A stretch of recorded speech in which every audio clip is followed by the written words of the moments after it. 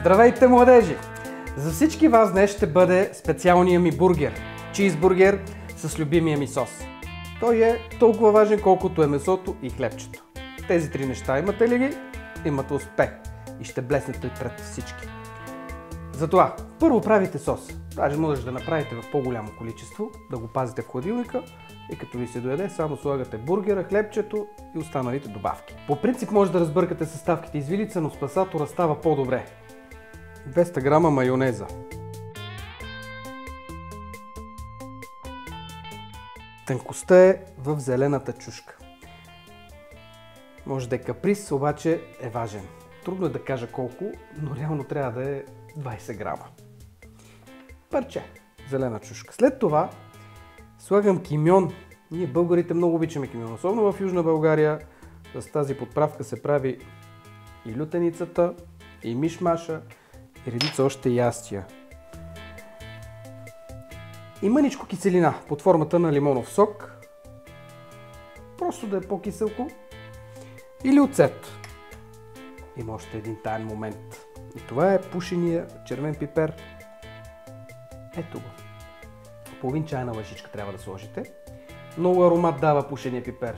Всеки трябва да го има вкъщи, защото с него буквално променяте вкуса на всяко едно и традиционно, и нетрадиционно ястие. И последното е кетчуп.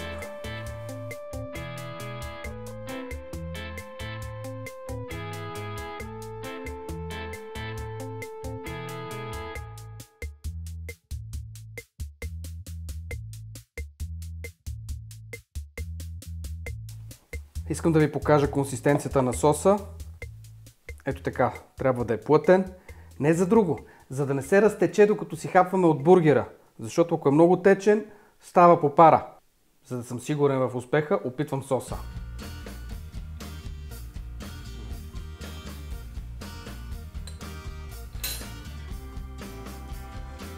Експлозия от вкусове. В него има наистина много аромат. Това е така. Трябва да е силен и наситен. Да не е като, да кажем, готово ястие.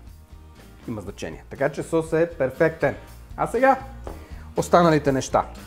Кайма, айсберг, домат, питки за бургер, за хамбургер и любимото сирене.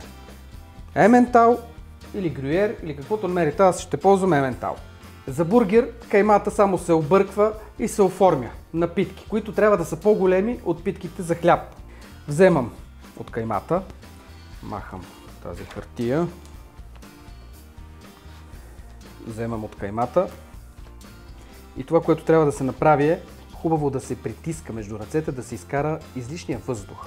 Първо правите топка и след това ето така сплесквате.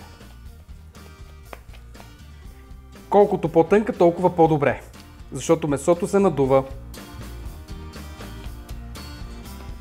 И върху леко на маслен тиган, който трябва да е загрят, слагам бургерите да се пекат. Не са кюфтета. Бургер е това, кюфтето си е с подправки, с крумитлук и така нататък.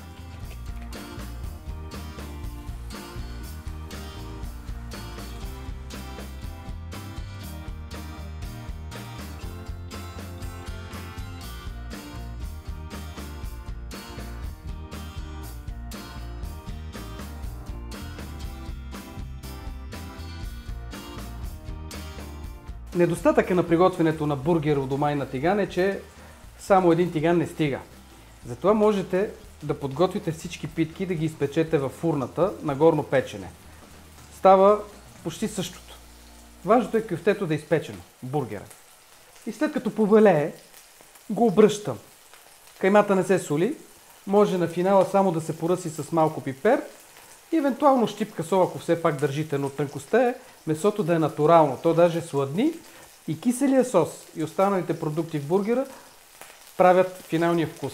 И за да изпечете по-бързо бургерите, ги сложете в тавичка с хартия за печене. На 210 градуса при горен реотан запичате за 10-15 минути. Слагате топеното сирене и след това оформяте любимия бургер. Така ще спестите много време. Надявам се да ви е полезна тази хитринка.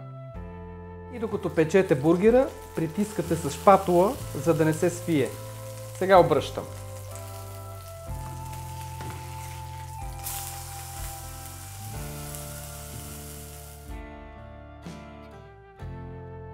чакам бургерите да се изпекат, разрязвам питките на две.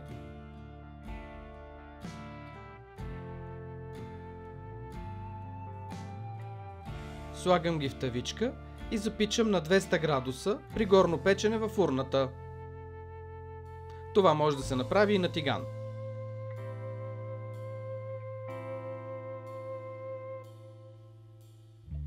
Сега нарязвам домат на колелца.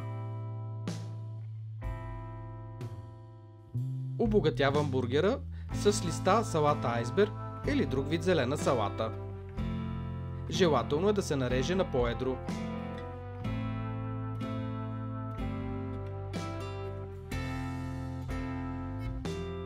Приготвям сирене ементал. И хлебчетата вече са готови.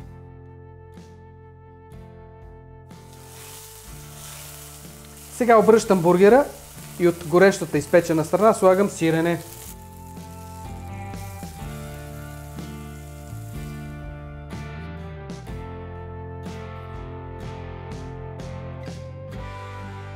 Изпекох хлебчетата във фурната на горно печене, много бързо стават, така че внимавайте да не ги прегорите. Правил съм го няколко пъти, затова ви предупреждавам да внимавате. Слагам сос.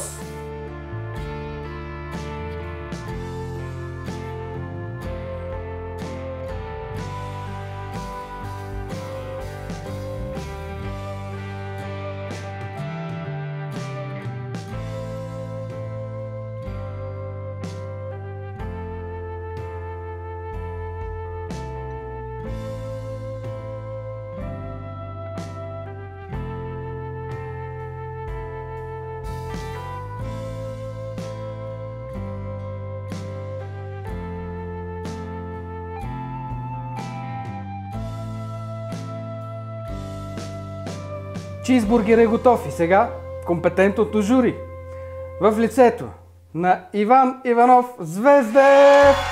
България, той говори руски език много добре. Ще завърши 3-ти клас, надявам се с почти пълно отличие.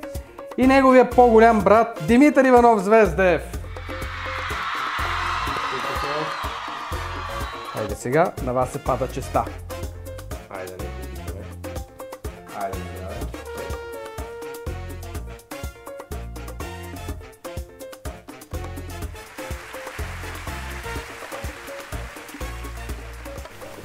Точно това е бургера, който винаги е бил вкъщи. А за теб? Аз постя. Аз съм на пост, така е модерно сега. И у дома, ако има момчета, ще ядат бургери и ще искат всеки ден само това да ядат. Това е единственият недостатък, защото отказват лещата и боба за сметка на бургерите. Но апетит, народен апетит Божи. Това е. Ако ви е харесала рецептата и видеото, можете да харесате това, което направихме. Също така се абонирайте, за да видите и другите бургери, чизбургери, мегабургери, които ще направим в канала специално за вас. Изпитани рецепти от малки и големи. До нови срещи! Хайде, Ваню, целувка голяма! Чао!